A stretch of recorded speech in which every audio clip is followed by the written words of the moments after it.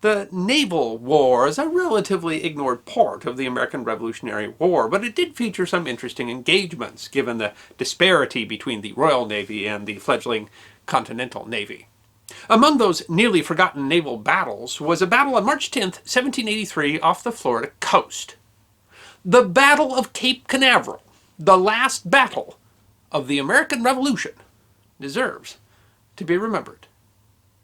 The 36-gun sailing frigate that would become USS Alliance was initially laid down in 1777, built by William and James Hackett, two of the most famous shipwrights in New England, along the Merrimack River in Massachusetts.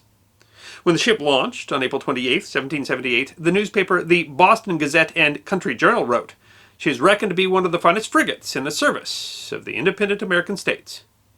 The ship had been commissioned by the Continental Congress, and on May 29th that Congress passed a resolution naming the ship Alliance, in honor of the February 6 Treaty of Alliance with France.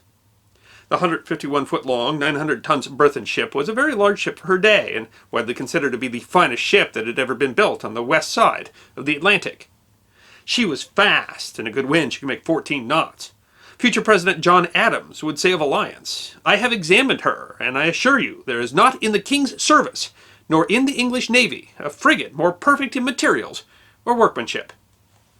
The Alliance was part of a navy that struggled against the world's foremost sea power. Of an original 13 frigates ordered by Congress in 1775, only 8 had made it to sea, and those had all been captured or sunk by 1781.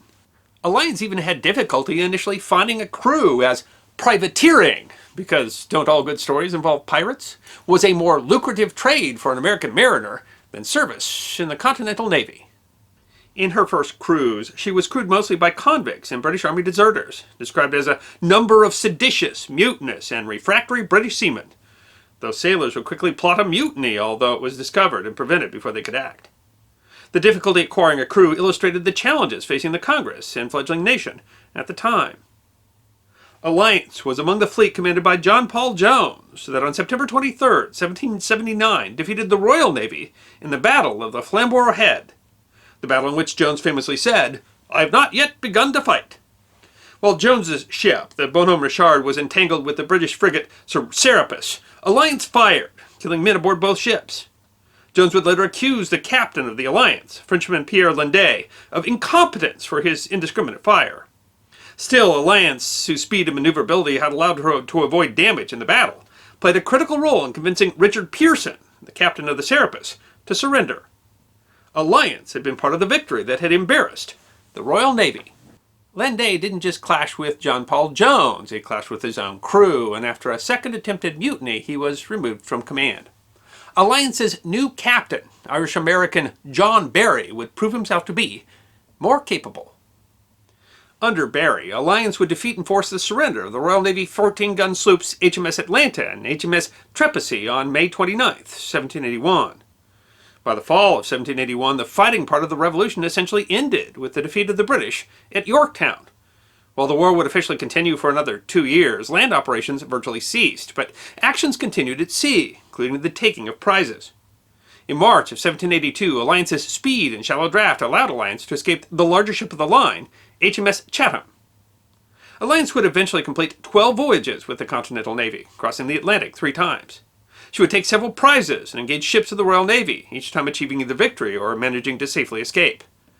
But, like the Continental Army, the Navy was as threatened by the poor financial state of the Congress as she was by the British military. She didn't just struggle to find crews, but to outfit the ship, and her officers often went unpaid. And that would underscore the voyage that would arguably represent Alliance's most important contribution to the war. While constantly operating under the threat of bankruptcy, the United States had managed to diplomatically maneuver around European politics and enmities following the 7 Years' War. France committed so much to the American cause that the accompanying debt played a major role in the French Revolution. The U.S. also received loans from the Dutch and aid from Spain, which hoped to gain territory from Britain by aligning with the Americans. In response to a desperate plea from the French, Spanish citizens in Havana had raised 500,000 pesos to help supply and pay Washington's army at Yorktown. In 1779, Spain had officially allied with the Americans, using the war as an excuse to attack British possessions in the Caribbean and Gibraltar. The American financial difficulties continued, and in March 1783, General Washington narrowly avoided a military coup against the Congress over pay in the Newburgh Conspiracy. While representatives of the United States and Great Britain were already negotiating a peace deal in Paris, the Americans needed to keep an army and navy in the field to represent a credible reason for Britain to stay at the negotiating table. Facing this difficult situation, Robert Morris, the Congress's superintendent of finance, had engaged in a series of secret negotiations. He secured an advance on a loan from France, which was sent in cash to Spain, who was then able to make cash available in Cuba. In January 1783, Berry and Alliance were given secret orders by Morris to proceed to Havana. While the exact mission was kept secret, to be revealed by Morris's agent in Cuba, in fact Alliance was to collect cash, 72,447 Spanish milled dollars, needed to pay the Continental Army and Navy. Had Morris informed Berry of the purpose of his mission, he would have fully understood.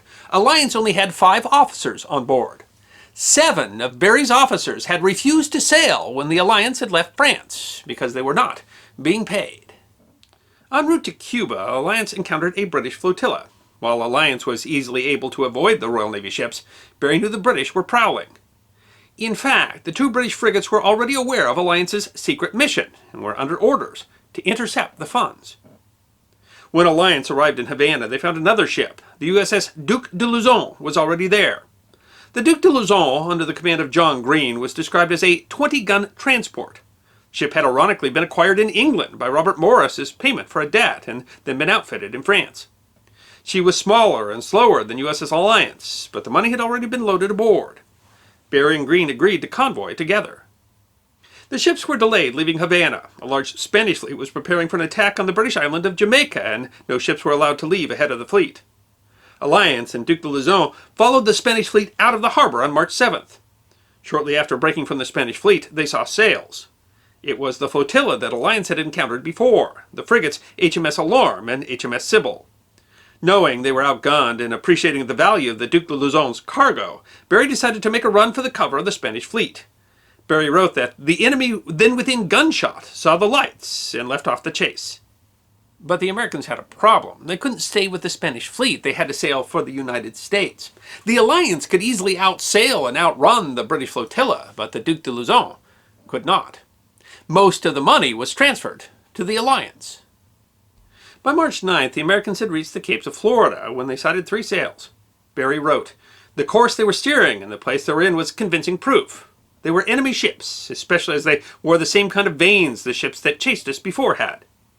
It was the Alarm and Sybil, joined by a 3rd ship, the sloop HMS Tobago." Berry decided to break south again and hoped to reach the Spanish fleet. He ordered Green to throw his cannon overboard in order to make speed, but it became clear that the Duke de Luzon could not outrun the British. The 32-gun Alarm, under the command of Captain Charles Cotton, was gaining on Duke de Luzon and had shortened sails, apparently allowing the 28-gun Sybil and the 18-gun Tobago to catch up. But then a stroke of luck. Another ship had appeared on the horizon. Alarm broke off, and Berry realized that the other ship must not be British. While Alarm and Tobago broke off, Sybil, under the command of Captain James Vachon, made for the Duke de Luzon. The ships were firing, Captain Green firing stern chasers at one of the enemy ships, and she firing bow chasers at him. Berry ordered alliance between the Duke de Luzon and the Sybil. By bringing the Sybil to action, he hoped to allow the Duke de Luzon to escape. While Sybil was already firing, Berry gave the order for alliance to hold fire. "Reserve your fire until we are close aboard. Don't fire till we're abreast of her. I'll give you the order when we're within half pistol range." Sybil made a successful shot into Alliance's wardroom, killing an officer, but the crew held fire as ordered. When they fired their broadside, Sybil lost her foretop mast. The cannon fire began a firefight at close range. In the 40-minute battle, Alliance got the best of Sybil. Captain Vachon later said he'd never seen a ship so ably fought as the Alliance. John Kessler was master's mate aboard the Alliance. His account of the battle was quoted in the 2018 edition of the Journal of the American Revolution.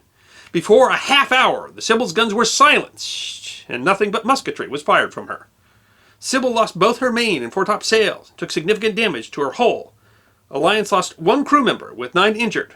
Reports vary about losses aboard Sybil, but a naval report filed later in Jamaica counted 37 killed and 40 wounded. Sybil was forced to retire. The strange ship that had appeared on the horizon had been the 64-gun French frigate Triton. While Triton had not moved to aid the Americans, her appearance had drawn off the alarm in the Tobago and convinced the British flotilla to withdraw. The battle, fought March 10, 1783, is generally considered to be the last battle of the American Revolution. Occurred almost 2 years after land operations had ceased, and when the war was essentially over, the previous November, a draft of the Treaty of Paris, which would put an end to the American Revolution, had been agreed upon, although it hadn't yet been signed, and word wouldn't reach the United States until the end of March. The battle is usually called the Battle of Cape Canaveral, but later analysis determined that the battle occurred probably some 140 miles from Cape Canaveral, in an area that the newspaper Florida Today describes as between West Palm Beach and Boca Raton. On the way back, the Alliance and the Duke de Luzon lost sight of each other in the fog, which raised the risk that the Duke de Luzon could still be captured by the Royal Navy. As the Alliance passed the Delaware Capes, it came upon a British fleet which pursued the Alliance, but it was able to easily outrun them. But they didn't know it at the time, but that allowed a gap so that the Duke de Luzon could enter Delaware Harbor and make it to Philadelphia. The success of the Alliance earned it the moniker the favorite ship of the American Revolution, but after the Revolution was over, Congress couldn't afford to maintain a navy. In 1785, the USS Alliance, the last ship of the Continental Navy, was sold off, purchased by Robert Morris, who turned it into a merchant ship, sailed to the East Indies. Although the Continental Navy was dissolved, a new United States Navy was created with the Naval Act of 1794, and Congress authorized the construction of the first 6 frigates that would become the core of the United States Navy. On February 22nd, 1797, before the first of those frigates, the USS United States, could be launched, John Berry was made a Commodore, the first commissioned officer in the United States Navy. Along with John Adams and John Paul Jones, John Berry is often called the father of the United States Navy. He passed away in 1803 at the age of 58. I hope you enjoyed this episode of The History Guy, short snippets of forgotten history between 10 and 15 minutes long. And if you did enjoy, please go ahead and click that thumbs up button. If you have any questions or comments or suggestions for future episodes, please write those in the comment section. I will be happy to personally respond. Be sure to follow The History Guy on Facebook, Instagram, Twitter, and check out our merchandise on teespring.com. And if you'd like more episodes on forgotten history, all you need to do is subscribe.